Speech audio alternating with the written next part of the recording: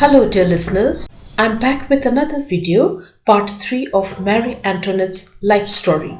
1770 को अप्रिल महिनामा त्यो भनेको आज भन्दा 256 वर्ष अगाडि 14 वर्षको उमेरमा आफ्नो कहिल्यै नभेटेका लाइफ पार्टनरको बारेमा अनेकौं कुराहरू कल्पेर कहिल्यै नदेखेको र कहिल्यै पाइला नटेकेको देश फ्रान्सलाई अपनाउन अस्ट्रियाका राजकुमारी आर्क डचेस मेरी एन्टोनेट आमा सहित सबैसित बिदा लिई बग्गीमा चढ्छिन्। राजकुमारीको क्याराभान भन्नाले दुलैलाई फ्रान्ससम्म छोड्न गएको लावा लस्कर एक लामो भव्य र हेर्न लायकको थियो। त्यसमा 60 वटा क्यारेज अथवा बग्गीहरू, 117 वटा फुटम्यान अथवा 100 कोचम्यान र पैदल हिँड्ने सिपाहीहरू र राजकुमारीलाई हेल्प गर्ने मान्छेहरू र 376 वटा घोडाहरू थिए। ती सबै अत्यन्तै भव्यसित सुसज्जित थिए। यो अन्तराज अथवा लावा लस्कर अस्ट्रिया र फ्रान्सको बोर्डरमा पर्ने राइन नदीको बीचको एउटा सानो आइल्यान्डमा पुगेपछि घोडा बग्गी र फुटम्यानहरू भएको पुरा लावा लस्कर त्यही अडियो र त्यहाँको त्यस आइल्यान्डमा एउटा ठूलो पभिलियन फूलमालाले सुसज्जित थियो। पभिलियन भनेको चारैतिर पाल गाडेर माथि छत ओढाएर बनाएको एउटा टेम्पररी टेन्ट हाउस हो। विभिन्न एक्जिबिसन्सहरूमा पनि चारैतिर यस्ता पभिलियन्सहरू खडा गरिएका हुन्छन्, जुन हामीले देख्दै आएका छौं। त्यहाँ पुगेपछि यस पभिलियन भित्र खाली बेहुलीलाई मात्र लगियो र त्यहीबाट राजकुमारीलाई छोड्न आएका घोडा, बग्गी, घोडचरी र पैदल हिँड्ने मानिसहरू र राजकुमारीका सखी तथा असिस्टेन्ट अटेन्डिजहरू सबैलाई अदबका साथ फिर्ता पठाइयो। अब त्यहाँ उनीहरूसित राजकुमारी एक्ली भइन् अनि उनलाई फ्रेन्च राजपरिवारका थुप्रै महिला सदस्य तथा पाहुनाहरू वरिपरि राखेर उनको माइत अस्ट्रियादेखि लगाई आएको कपडा फुकाली नाङ्गै पारियो। उनी त्यतिबेला 14 वर्षकी टिनेज केटी थिइन् र जीवनमै यसरी अन्य मानिसहरूको सामुन्ने कहिले पनि नाङ्गिएकी थिइनन्। त्यसैले उनी लाज र संकोचले रातो पिरो भइन्। तर त्यहाँ वरिपरि सबै नयाँ अनुहारहरू थिए। उनी त्यहाँ कसैलाई पनि चिन्दिनथिन्।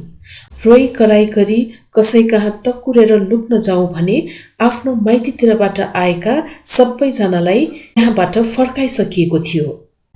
अस्ट्रियाबाट बग्गीमा चढ्दा उनले आँखमा एउटा आफ्नो साह्रै प्यारो कुकुर पनि बोकेकी थिइन्।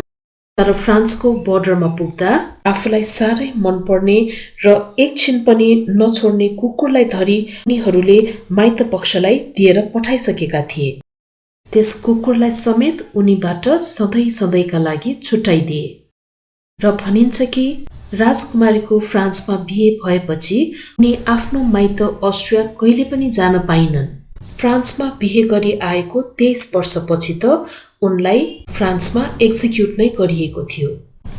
तपाईलाई याद छ होला, हामी नेपालीहरूको कल्चरमा पनि छोरी ज्वाइँ पक्षलाई अन्माउँदा माइती पक्षका उपस्थित बुजुर्गहरूले ज्वाइँ पक्षलाई भन्छन् कि ल, यी फूल जस्तै हेरविचार गरी हुर्काई पराई गरेको हाम्री छोरीलाई तपाईहरूको जिम्मा लगायौं, अब मारे पाप पाले पुण्य हुनेछ। यति भनी छोरीलाई ज्वाइँ पक्षहरूको हातमा सुम्पेर फर्कन्छन्। यही भने जस्तै अब अस्ट्रियाका राजकुमारी मेरी एन्टोनेटको जीवन पनि यी फ्रान्सेलीहरूको हातमा परिसकेको थियो। अस्ट्रियनहरूले आफ्ना राजकुमारीलाई एउटा डिप्लोमेटिक डकुमेन्ट्स जस्तै ल्याएर फ्रान्सेलीहरूको हातमा पेश गरिसकेका थिए। अब उसले उनीहरूले जे भन्छन् त्यो गर्दै जानु भन्दा अरू उपाय नै थिएन। She had no other choice now. त्यसैले उनलाई सबैको सामु नाङ्गै भुतुङ्गै पारे पनि दुवै हातले मुख छोपी आँखा चिम्लेर बस्नु बाहेक उनीसित अरू कुनै अप्सन नै थिएन। तर मान्छेको प्राइभेसी भन्ने कुरा पनि त हुन्छ नि, होइन र? यसरी नयाँ दुलैलाई कहिल्यै नदेखेको र नचिनेको मानिसहरूको अगाडि यसरी नङ्ग्याउन त नहुने थियो। उनले आफूमाथि के भइरहेको छ कुनै पनि कुरै बुझेनन्। त्यसपछि उनलाई फ्रान्समै बनेको एकदम डिजाइनर स्टाइलको फ्रेन्च अत्तरले मगमग बास्न आउने ब्युटिफुल कलर्सको अन्डरगार्मेन्ट्सहरू लगाइदिए। यसमाथि फ्रेन्च स्टाइल र डिजाइनको ब्लू कलरको सिल्क गाउनमा गोल्डन कलरले बीचमा भव्य डिजाइनमा एम्ब्रोइडरी गरेको फ्रेन्च ब्राइडल गाउन लगाइदिए। त्यसपछि उनको कपाल खोलेर त्यसलाई काटी फ्रेन्च स्टाइलमै कोरिदिए र माथिबाट कपालमा पाउडर छर्किदिए। यो उनीहरूको मेकअप गर्ने स्टाइल थियो। त्यसपछि ज्वेलरी पनि सबै फ्रान्सकै उनीहरूको आफ्नै डिजाइनको ज्वेलरी लगाइदिए। त्यसपछि राजकुमारीलाई फेस मेकअप गरिन्छ र फ्रेन्च हिल जुत्ता, ब्याग र फ्रेन्च डिजाइनको ह्याट पनि लगाइदिन्छन्। यसरी बेहुलीको शिरदेखि पाउसम्म सबै चिज फेरिदिएपछि सबैजना मिलेर राजकुमारीलाई फ्रेन्च बोर्डरतिर रोकिराखेको बग्गीतिर डोर्याएर लान्छन्। यसरी अस्ट्रियन बोर्डरतिरबाट पसेकी अस्ट्रियाकी आर्क डचेस मरिया एन्टोइन, जुन उनलाई अस्ट्रियामा बोलाउने नाम हो, अब पभिलियनको अर्को ढोकाबाट फ्रेन्च बोर्डरतिर निस्कँदा उनी फ्रेन्च डफिन मैरी एन्टोनेट भएर निस्किन्छन्। यसरी फ्रान्समा बिहे गरेर गएपछि उनको नाम शुद्ध चेन्ज हुन्छ। अस्ट्रियन मरिया एन्टोइनबाट फ्रेन्च मैरी एन्टोनेट। राजकुमारीलाई सम्पूर्ण रूपमा चेन्ज गर्ने खालको बिहेको यस्तो परम्परा र चलनको पछाडि गहन अर्थ लुकेको हुन्छ। त्यो के भने कुनै पनि केटी बिहे गरी केटाको घरमा आएपछि अब उपरान्त ऊ केटाकै जाति, धर्म, संस्कृति र परम्परा तथा रीतिरिवाजमा ढल्छ अथवा बाँधिन्छ। अब उसले जन्म दिएको घरको माया, मोह तथा सबै चिज त्यही त्यागेर आउनुपर्छ र सम्पूर्ण रूपमा बिहे गरी आएको श्रीमानको परम्परा तथा रीतिरिवाजलाई अपनाउनुपर्छ भनेको हो। त्यसपछि नवनवैली दुलहीलाई बग्गीमा चढाइन्छ र फ्रान्सको वर्साई दरबारतिर लगिन्छ। अस्ट्रियन बोर्डरबाट फ्रान्सको वर्साई दरबारसम्म पुग्न त्यस्तै 5-6 दिन लागेको थियो। त्यति लामो यात्रा तय गर्नुपर्ने भएकोले राजकुमारी पक्षका सबै मानिसहरूलाई बोर्डरबाट फिर्ता पठाइदिएको हुनुपर्छ। त्यति बेलाको जमानै फरक, परिस्थिति र कन्डिसन पनि आजभन्दा कम्प्लिटली फरक खालको थियो। त्यति बेला आज जस्तो टेक्नोलोजी र सरसुविधा केही पनि थिएन। अनि फ्रान्सको बोर्डरदेखि वर्साई दरबारसम्म पुग्दा बीचमा घना जंगल, त्यसभित्र विभिन्न किसिमका जनावरहरू, चराचुरुङ्गीहरू र ठाउँ ठाउँमा साना ठुला गाउँहरू र अन्त्यमा विशाल चुच्चो फ्रेन्च स्टाइलका विशाल भवनहरू भएको शहर भएर यात्रा गर्नुपर्ने थियो। र अस्ट्रियाबाट फ्रान्सका नाति राजकुमारको निम्ति दुलै ल्याइँदैछ भन्ने खबर थाहा पाएर गाउँभरि र शहरभरिका ठाउँ ठाउँमा राजकुमारीलाई हेर्न र स्वागत गर्न बाटोभरि हुलका हुल मानिसहरू बसिरहेका थिए। उनीहरूले हात हल्लाएर खुसी हुँदै चिच्चाएको, चियर गरेको देख्दा राजकुमारीलाई स्वर्गकै कुनै सुन्दर ठाउँमा आइपुगे जस्तो लाग्यो। उनलाई त्यो केही दिनको यात्रा एकदम रमाइलो र रोमाञ्चक लाग्यो। त्यति बेला उनलाई अलिकति पनि होमसिक भएन। उनले आफ्नी आमालाई एकचोटि पनि सम्झिनन् र फाइनली राजकुमारीको बग्गी अथवा रोयल क्यारेज वर्साई दरबारको भव्य गोल्डन गेट बाहिर पुग्यो। मैरी एन्टोनेटले बिहे अघि आफ्नो हस्बेन्ड प्रिन्स लुई 16औँलाई कहिले पनि देखेकी थिइनन्। उनलाई लुईको एउटा सानो पेन्ट गरिएको पिक्चर फ्रेम मात्र दिइएको थियो। त्यसैले उनी आफ्नो हुनेवाला श्रीमानसित भेट्न एकदम आतुर थिइन्। जब उनको बग्गी फ्रान्सको भव्य महल वर्साई दरबारको गोल्डन गेट अगाडि पुग्यो, उनी त्यहाँको सुन्दरता र भव्यता देखेर मनै दङ्ग परिन्। त्यस आलिशान महलको सुन्दरता र भव्यतालाई उसको पर्सनल ट्युटर म्याडमले बयान गर्न सकेकी थिइनन्। वर्साई दरबार उसको ट्युटर सर म्याडमहरूले भियनामा हुँदा त्यसको वर्णन गरे भन्दा 100 गुणा सुन्दर र आलिशान थियो। अस्ट्रियाबाट ल्याइएको फ्रान्सका नयाँ दुलैलाई स्वागत गर्न त्यहाँ त्यस्तै 3000 भन्दा बढी मानिसहरू जम्मा भएका थिए। यो हुल देखेर मेरी एन्टोनेट चिल्ल परिन् र मनमनै दङ्ग परिन् आफ्नो भाग्य देखेर। दरबारको अगाडि भव्य बगैँचा थियो र त्यहाँको सुन्दर फूलहरूबाट आएको मगमग वासनाले राजकुमारीलाई एकदम रोमाञ्चित तुल्याइरहेको थियो। राजकुमारीलाई विशेष रूपमा स्वागत गर्न त्यसबेला फ्रान्सका एम्परर लुई 15 जो बेहुला लुई अगस्टका बाजे थिए, उहाँ आफै अन्य राजपरिवारका सदस्यहरूका साथ त्यहाँ उपस्थित थिए र उहाँले सौहार्दपूर्ण रूपमा राजकुमारी मेरी एन्टोनेटलाई आफ्नो छातीमा टाँसेर फ्रान्सको दरबारमा वेलकम गरे। अनि जब उनले आफूलाई स्वागत गर्न आएका दरबारका विशिष्ट व्यक्तिहरूको हुलमा आफ्ना हुनेवाला राजकुमार लुई 16औँलाई देखिन्, उनले सजिलै उनलाई चिनिहालिन्। फ्रान्सका डफिन लुई अगस्ट उनले कल्पना गरेको भन्दा फरक पाइन्। राजकुमार लुई एकदम पातलो र आफूभन्दा निकै अग्लो 6 फिट 4 इन्च टल थिए। उनको पर्सनालिटी पनि त्यति चार्मिङ थिएन। उनी सोझो अलि डरछेरुवा टाइपको, शिर निहुराएर खाली भुइँमा मात्र हेरिरहने, लज्जालु र कम बोल्ने स्वभावका थिए। राजकुमारीले उनमा कन्फिडेन्स नै पाएनन्। उनले मेरी एन्टोनेटसित आँखा जुदाएरसम्म हेर्न सकेनन्। आफ्नो प्रिन्सलाई देख्ने बित्तिकै एन्टोनेटले एक्साइटमेन्टमा दक्कुरेर उनलाई हग गर्न जान्छन् र प्रिन्सले पनि आफूलाई सिकाए अनुसार प्रिन्सेसको गालामा हल्कासित किस गर्छन्। जब उनीहरूले एक आपससित हात समातेर वर्साईको दरबारभित्र पस्छन्, त्यतिबेला प्रिन्स लुईको हातका औंलाहरू एकदम काँपिरहेका थिए। दरबार पसेर केही समय आराम गरेपछि मेरी एन्टोनेटलाई फेरि क्रिस्चियन ब्राइडले लगाउने व्हाइट सिल्भर कलरको ब्राइडल गाउनमा हिरा जरेको भव्य पोसाकमा सजाएर प्रिन्स र प्रिन्सेसको त्यही वर्साई दरबार भित्र रहेको रोयल च्यापलमा भव्य रूपमा बिहे सम्पन्न हुन्छ। बिहेको कार्यक्रम सकेपछि राजपरिवारको संयुक्त रूपमा डिनरको कार्यक्रम हुन्छ र सँगै डिनर खाइसकेपछि यो न्यूली वेड रोयल कपललाई वर्साई प्यालेसको विशेष किसिमबाट सजाइएको विशिष्ट बेडरुम चेम्बरमा लगेर दुवैलाई नाइट ड्रेस चेन्ज गराई सबै रोयल डिग्निटरिज र डिस्टिङ्ग्विस्ड गेस्ट्सहरूको सामान्य नै पब्लिक रूपमा रोयल बेडमा राखी बाक्लो पर्दा लगाइदिन्छ। त्यस दिन भएका रोयल एक्टिभिटिजहरू जस्तै getting ready for marriage, dress change, marriage rituals, royal dinner, यी सबै एक्टिभिटिजहरू पब्लिक रूपमा सम्पन्न हुन्छन्। प्यालेसमा निमन्त्रित सबै गेस्ट र रोयल फ्यामिलीका मेम्बर्सहरूको अगाडि।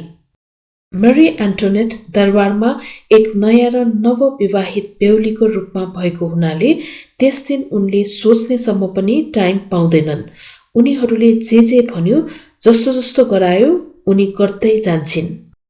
डिनर टाइममा पनि राजकुमार राजकुमारी, बुढो राजा र उनका मिस्ट्रेस र राजपरिवारका महत्त्वपूर्ण सदस्यहरू डाइनिङ टेबलमा बसेर कपाकप खाइरहेका हुन्छन् र टेबल वरिपरि दरबारका भाइ भारदार, राजदूत, मन्त्री, सचिव र बिहेमा निमन्त्रण गरिएका सारा मानिसहरू उभिएर राजपरिवारले खाएको, पिएको, हाँसेको, बोलेको सबै मुभी हेरे जस्तै ओपनली हेरेर एक आपसमा साउती मारेर कुरा काटिरहेका हुन्छन्। दरबारको यी सब तौर तरिका नयाँ राजकुमारीलाई एकदम अनौठो र नौलो लागिरहेको थियो। बेला बेलामा उनलाई एकदम अप्ठ्यारो लागि यसरी आफूलाई पब्लिकली पेश गर्नुपर्दा र आफ्ना सबै एक्टिभिटिजहरू सबैलाई देखाएर गर्नुपर्दा एकदम ननिको लागिरहेको थियो। तर उनी एक शब्द पनि नबोली सबै कुरा खाली अब्जर्भ मात्र गरिरहेकी थिइन्। उनलाई लागेको थियो उनी अस्ट्रियाको एउटा खुल्ला आकाशबाट एउटा एकदम चम्किलो सुनको पिञ्जराभित्र कैद हुन आइपुगेकी छिन्। त्यस रातमा जब उनले आफूलाई राजकुमार लुईसित फ्रान्सको भव्य बेडरुम चेम्बरको ठूलो रोयल बेडमा एक्लै पाइन्, उनले सन्तोषको एक लामो श्वास लिइन्। यहाँ उनलाई एकदम आनन्द लागिरहेको थियो। राजकुमारले त एक शब्द पनि बोलेनन्। राजकुमारीले नै आँट गरेर सोधिन्, तिमीलाई साँचो र ताला बनाउने जस्ता टेक्निकल काम एकदम मनपर्छ हो? र राजकुमारले जवाफ दिए, हो, तर हामी भोलि कुरा गरौँ न है, मलाई त निन्द्रा लागिसक्यो, म त सुत्न चाहन्छु। यस विषयमा हामी भोलि कुरा गरौँ न है भनेर कोल्टे फेरेर सुते। राजकुमारी पनि त्यस दिन एकदम थाकेकी हुनाले तुरुन्तै सुतिन् र मस्त निन्द्रामा लीन भइन्। भोलिपल्ट दरबारको हरेक कुनामा कुरा फैलिएको रहेछ, you know, nothing happen last night, nothing. यस्तो अवस्था र परिस्थिति थियो वर्साई दरबारभित्र। प्राइभेट नामको त कुनै कुरै थिएन। यस्तो अवस्थामा कति दिन बस्न सकिन्थ्यो र राजकुमारी मेरी एन्टोनेटलाई दरबारमा श्वास फेर्न नै गाह्रो भएर आयो। She began to suffocate in this type of public environment in the Imperial Royal Palace, Versailles. Versailles दरबारमा प्रत्येक दिन ड्रेस चेन्ज गर्दा दरबारका राजपरिवारका प्रमुख महिला सदस्यहरू र त्यहाँका पुराना विशिष्ट सुसारेहरू आई लाइन लागेर उमेर र ओहदाको आधारमा राजकुमारीलाई पहिले यो वस्त्र लगाइदिने, त्यसपछि फलाना व्यक्तिले यो लगाइदिने, अनि उसले बेल्ट बाँधिदिने, अनि उसको पालो उसले कपाल कोरिदिने। यसरी लहरै एकपछि अर्को काम सकाउँदै जान्थ्यो र यो क्रममा केही भूल हुन गएमा भन्नाले एक चीज लगाइदिन पर्नेमा बाई मिस्टेक अर्को चीज लगाइदिएमा यो लुगा लगाइको पूरा प्रक्रिया फेरि दोहोर्याउँथे। राजकुमारी अदबका साथ उनीहरूले शरीरमा जे लगाइदियो, जसरी कपाल बाँटिदियो, अनुहारमा जे घसिदियो, चुपचाप भई एउटा पुतली जस्तै सहेर नचली बस्नु पर्थ्यो। कसलाई मन पर्छ र यस्तो चलन? ल, एक दिन बिहेको दिन वा कुनै विशिष्ट दिनमा मात्रै भए पनि ठिक थियो भनौँ न। यो त एभ्री डे दरबारमा हुने पब्लिक एक्टिभिटी थियो। अनि दरबारमा बस्दै आएका र पाहुनाको रूपमा दरबार बसेका जो कोही व्यक्ति पनि दरबारको dining room, royal bedroom, dressing room जहाँसुकै जति बेला पनि बसेर बुढा राजा, राजकुमार र राजकुमारीहरूले लुगा फेरेको, खाएको, सुतेको, बसेको सबै कुरा आनन्द साथ वरिपरि ठिङ्ग उभिएर हेर्न पाउँथे। यो चलन र परम्परा यही डाइनेस्टीका ससुरो बाजेको पनि बुवा लुई 14औंले आफ्नो शासनकालमा चलाएका थिए। यी राजाले थुप्रै राज्यहरू युद्ध गरी जितेर थुप्रै मान सम्मान, राज्य र सम्पत्ति आर्जेका थिए र यस राजामा ठूलो दम्भ पनि थियो। उनी आफूले गरेको हरेक क्रियाकलाप सारा जनतालाई देखाएर गर्नुपर्ने खालका थिए। राजाले खाएको, पिएको, दरबारिया कामहरू गरेको, रोयल चर्चमा धार्मिक अनुष्ठानहरू गरेको, रानीले बच्चा जन्माएको, आफू बिरामी पर्दा उपचार गरेकोदेखि लिएर आफ्नो मृत्यु शुद्ध जनताको र अन्य दरबारियाहरूको सामुन्ने गरेर सारा जनताको एउटा प्रिय राजाको रूपमा सबैको अगाडि प्राण त्यागेर गएका थिए। उनको जीवन कथा पढ्दा हामीलाई नै छक्क लाग्छ। उनै राजाले आफ्नो जीवनकालमा आफ्नो वीरता र पौरखले आर्जेको जायज जथा र सम्पत्तिले यस विश्वमै उत्कृष्ट त्यस भव्य वर्साई दरबारको निर्माण गराएका थिए। त्यसैले उनी आफूले बनाएको त्यस दरबार र आफ्ना प्रत्येक गतिविधिहरूलाई सारा दरबारिया र भाइ भारदारहरूलाई समेत सामेल गराई गौरवका साथ प्राण त्यागेर गएका थिए। यसलाई दरबारको ओपन डोर पोलिसी अथवा ट्रान्सपेरेन्सी पनि भन्न सकिन्छ। यसरी कैयौं जेनेरेसनदेखि चलिआएको परम्पराले गर्दा अस्ट्रियाकी लज्जालु टिनेजर राजकुमारीलाई एकदम गाह्रो भइरहेको थियो। म त भन्छु उनी साँच्चै एउटा सुनको पिञ्जराभित्र कैद थिए। र एक ठाउँमा भनिएको छ राजकुमारीको आसपास यति धेरै मानिसहरू हुन्थे रे, विशेष गरी राजाका नातागोता, परिवारका सदस्यहरू, भाइ भारदारका श्रीमती र दरबारका विभिन्न ओहदाका सुसारे तथा नोकर्नीहरू, जसले गर्दा राजकुमारी जता गए पनि जे गरे पनि उसका चाल र कदमलाई राम्ररी निहालिन्थ्यो रे। सकेसम्म राजकुमारीलाई एक्लै त बस्नै दिँदैनथ्यो रे। उसले लगाउने हरेक पोसाकलाई नोटिस गरिन्थ्यो रे। उसको प्रत्येक काम र बोली व्यवहारको चर्चा परिचर्चा हुन्थ्यो रे र यसलाई कहाँ लगेर कसलाई रिपोर्ट गर्नुपर्ने हो गरिन्थ्यो रे। यतिसम्म कि उसको अनुहारका हरेक एक्सप्रेसनलाई समेत इन्टरप्रेट अथवा व्याख्या गरिन्थ्यो रे। दरबारका चचाचु टाइपका आइमाईहरूले राजकुमारीलाई अब्जर्भ गर्ने, उसका फेसियल एक्सप्रेसन र बडीली जेस्चर, पोस्चर र उसको भोइसको टोनालिटीलाई संश्लेषण विश्लेषण गरी अब भविष्यमा के कस्ता कदमहरू राजकुमारीद्वारा लिइनेछ वा लिन सक्छ भनी भविष्यवाणी गर्ने काम समेत गर्न थालियो। त्यति बेलाको वर्साई दरबारमा यहाँ चचाचु टाइपका आइमाई भन्नाले जो चम्चागिरी, चाप्लुसी र चुक्ली लगाउनमा पोख्दछन् त्यस्ता आइमाईहरूलाई भनिएको हो। कतिपय दरबारिया आइमाईहरूले चचाचुलाई नै आफ्नो पेशा बनाउन थालिसकेका थिए। त्यति बेला वर्साई दरबारमा 3000 देखि 5000 सम्म मानिसहरू बस्थे। Can you imagine? बुढा राजाका बहिनीहरू, ज्वाइँ र बच्चाहरू सबै राजदरबारकै ढुकुटीबाट खर्च लिई जुका टाँसिए जस्तै वर्साई दरबारमै आफ्ना पर्सनल थाई सुसारेहरू राखी बसेका थिए।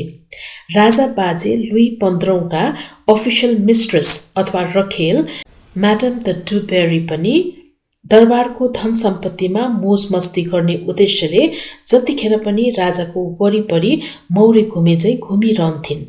उनी राजा भन्दा हाइटमा अग्ली नसुहाउँदी भद्दा खालकी तर एजमा राजा भन्दा यङ भएकोले खाली पैसा र पावरकै निम्ति बुढो राजासित चिप्केर बसेको भनी उनलाई दरबारमा कसैले पनि मन पराउँदैनथे रे। उनी ब्रथलबाट आएकी हुन् भन्ने थाहा पाएर राजकुमारी मेरी एन्टोनेटले दरबारमा बिहे गरी आउँदा सुरुको 1 महिनासम्म उनीसित बोलिनन्। यसरी ससुरा बाजेको रखेल वा मिस्ट्रेससित नबोली शत्रुता मोलेको हुनाले यसको परिणाम भविष्यमा गएर उनलाई भारी पर्न गयो। राजकुमारी मेरी एन्टोनेट वर्साईमा बिहे गरी आउँदा सुरुको दिनदेखि नै एकजना दरबारिया ओभरस्मार्ट बुढीले जसको नाम काउन्टेस डी नोयाल थियो उनलाई यसो गर्नु यहाँ मनाइ छ, यसो गर्न मिल्दैन, यस्तो गर्नुपर्छ भनेर हरेक काममा इन्टरफेयर गर्थिन्। उनको यस्तो व्यवहार देखेर यङ एन्टोनेटलाई बुढी मान्छेदेखि नै वाक्क लाग्न थालेको थियो। यस ओभर खालको बुढीलाई मेरी एन्टोनेटले सिक्रेटली म्याडम एटिकेट भनेर निकनेम राखिदिएकी थिइन्। पछि यिनै म्याडम एटिकेट राजकुमारीकी चिफ लेडी इन वेटिङ बनिन्। त्यस्तै बुढा राजाका छोरीहरू पनि आफ्ना हस्बेन्ड र छोराछोरीहरूसित वर्साई दरबारमै बस्थे आफ्ना पर्सनल नोकर नोकरानीहरूसित। यी बाहेक वर्साई दरबारमा राजा लुई 16औँका सिब्लिङ्सहरू, दरबारका इनर सर्कलका मान्छेहरू, सयौं ड्युक्स, डचेस, मार्किस, काउन्ट्स, किङको फेभरका मान्छेहरू, जनरल मिनिस्टर्स, हजारौं specialize staff members, first gentlemen of the bed चेम्बरदेखि लोअर ऱ्याङ्किङ सर्भेन्टसम्म, त्यस्तै security guards, Swiss guards, gatekeeper guards, हजारौं डोमेस्टिक स्टाफ, त्यसमा kitchen staff, maintenance crew, stable hands, gardener, शेफदेखि सिम्पल सर्भेन्टसम्म सबै वर्साइल्समै बस्थे। यति धेरै मानिसहरू वर्साई दरबारमा बसे तापनि यी सबैको सरसुविधा, बस्ने सुत्ने तौर तरिका, खाने खाना र दरबारबाट पाउने खर्च सुविधा एउटै थिएन।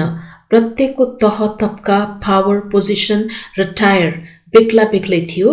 इचले आफ्नो पद, पावर र हैसियत अनुसार नै खर्च सुविधा पाउँथे र खाने बस्ने व्यवस्था हुन्थ्यो दरबारभित्र। राजाको आफ्नो परिवार र हाई डेलिगेट अफिसर्स जस्तै रोयल मिनिस्टर्सहरूको मात्र खर्च र सुविधा राम्रो हुन्थ्यो र लाइफस्टाइल पनि हाई क्लासकै हुन्थ्यो। बाँकी अरूको जीवन त कष्टकर नै थियो दरबारभित्र बसे तापनि। राजकुमारी मेरी एन्टोनेट एकदम इनएक्सपिरियन्स्ड भएकीले पनि उनको सम्बन्ध राजा बाजेका दिदी लोयटल्दे अफ फ्रान्स र दरबारका अन्य केही पावरफुल एरिस्टोक्रेटिक आन्टहरूसित राम्रो हुन सकेन। यङ राजकुमारीलाई दरबारका एरिस्टोक्रेटिक बुढीहरूले हेपेर दि अस्ट्रियन भनेर निकनेम राखिदिएका थिए। अस्ट्रियाबाट आएकी दि अस्ट्रियन राजकुमारी भनेर उडाउनसम्म धज्जी उडाउँथे र हरेक कुरामा उसलाई नीचा देखाउँथे। उनलाई डिप्लोमेटिक बन्न आउँदैनथ्यो र दरबारका प्रायजसो पावरफुल पोजिसनमा भएका महिलाहरू उनीभन्दा उमेरमा धेरै पाका थिए। दरबारभरि गसिप्स, ब्याकबाइटिङ, साइड टक्स, मकरी र डिप्लोमेसीको घिनलाग्दो वातावरण थियो। कमजोरको धज्जी उडाउने, एकले अर्कोलाई उक्साउने, कुरा काट्ने, हेप्पन टिप्पन गर्ने, कुरा लगाइदिने, अर्काको सामुन्ने नराम्रो देखाइदिने जस्ता नीच कामहरू देखेर यस्तो इन्भाइरोमेन्टमा राजकुमारीलाई श्वास फेर्न नै गाह्रो हुँदै आइरहेको थियो। तर दरबारमा उनको हातमा कुनै पावर थिएन।